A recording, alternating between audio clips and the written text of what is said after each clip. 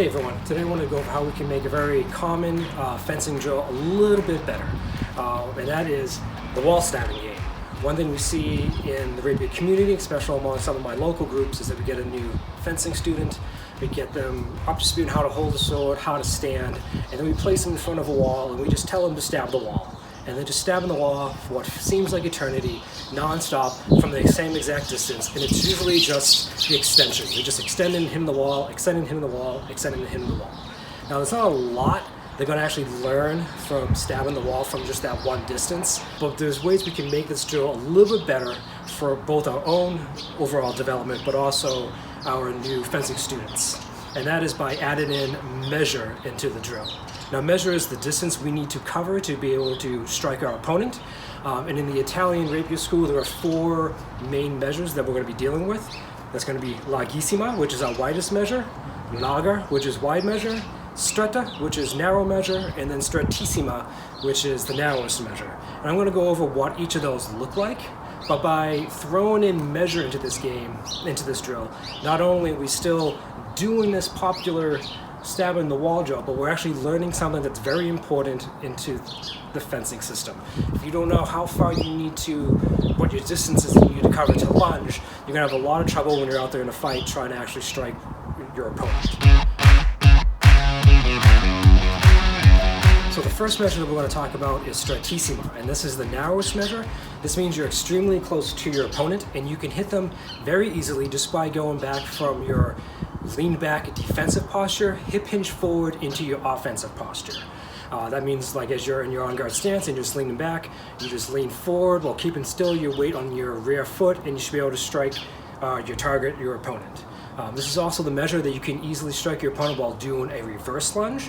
So it's good to be able to practice both of these. One, if you just happen to get, it's good if you just happen to get close into this measure, you might just need to just do that quick hip hinge forward to strike your opponent.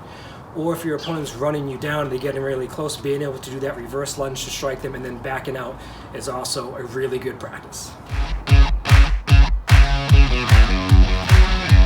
The next measure I want to go over is Stretta, and this is narrow measure.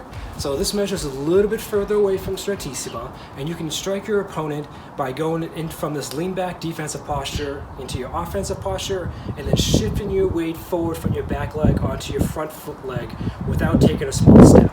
So just like a leaning lunge, you're not taking that stepping lunge like you normally think of when we think of fencing.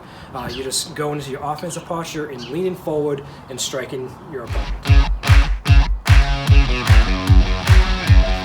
Third measure now we're going to go over is Larga, and this is your actual lunge distance. This is what we think of when we think of fencing. We think of lunging.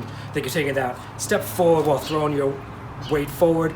This is that distance. So what you want to do, again, this is a little bit further back from Stretta. You want to go from your defensive posture, which is lean back, hip hinge forward into your offensive posture, take a small step with your front foot, and then strike your target. It's also good to practice recovering backwards properly, because after you strike the target, you just don't want to drop your guard. So to recover from this, you want to bend your back leg, shift your weight back so you go back into that offensive posture, and then you can lean back into your on-guard stance. Fourth measure we're going to talk about is Larghissima, and this is your widest measure. This measure is when you can strike your opponent not by just from a lunge, but from a passing lunge. So this passing, there's two kind of passing steps you can strike from this distance. The first one's the passing lunge, and this is where you take your rear foot and you place it in front of your front foot while striking. But what's important is that rear foot is going to still be perpendicular to your front foot like you were on your on-guard stance. So again, if you go from here, you're in your back posture, you hip hinge forward, you might realize that you're not going to strike them from a lunge, so then you just do your passing lunge to strike. You can also do a full hip turn from this distance. So again, as you're in your on-guard stance, as you hip hinge forward, you might realize that you're a little bit too far, but you don't want to do the passing lunge. You can take a step with your left foot, so you're basically just shifting what foot's going to be the lead foot while keeping your sword arm extended and striking your target.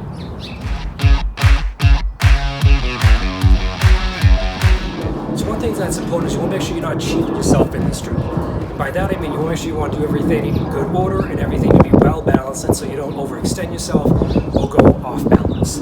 For example, maybe you're practicing doing this, you want to practice working on your Stretta measure, so that's the distance where you're doing that just like weight shifted lean forward strike, and you get into what you think is that measure, and you start doing your lean, and you realize you're not going to actually be able to hit your target from that distance. Instead of like trying to lift that back foot off or roll the back ankle or like take the whole foot off the ground or something else that's not good form to cover up that last of the distance, it's better just to take a small step and turn that into your just regular lunge distance at that point. Same thing if you're practicing your lunge, your firm foot lunge or fixed foot lunge, and you realize after you go into that hinge forward that you're maybe too far from it, instead of trying to overextend yourself to actually hit it and make up that reach and stuff, it's better off just to turn that into a passing step. Or what you can do is like if you can do a small lunge, a gathered step, and then redouble. So a bunch of different ways to make sure you can cover up that distance if you kind of just mismeasured your distance and stuff. But you'll make sure you're doing it in a controlled way that you'll be able to strike your opponent without being off balance or some other kind of bad form. A way you can make this drill even more useful to your development, or maybe just a little bit harder is a better way of putting it, is added in footwork. So I've been showing you a lot so far. I've just been striking the target from a static stance. This is a good way to like either warm up or for a beginner fencer who just really needs to concentrate on that one measure till they get it down right. Once you're hitting, you know your measure's pretty good from that static stance and stuff. Now you can add in some footwork. You can do some advances, do some retreats, do some passing steps back and forth, get into the measure that you want to strike from, and then see if you can actually hit it from the footwork the attack from footwork that you want to do. So maybe you decide you want to do a lunge, you do a couple of advances and some retreats, just try to confuse yourself a little bit, or at least just kind of vary it up.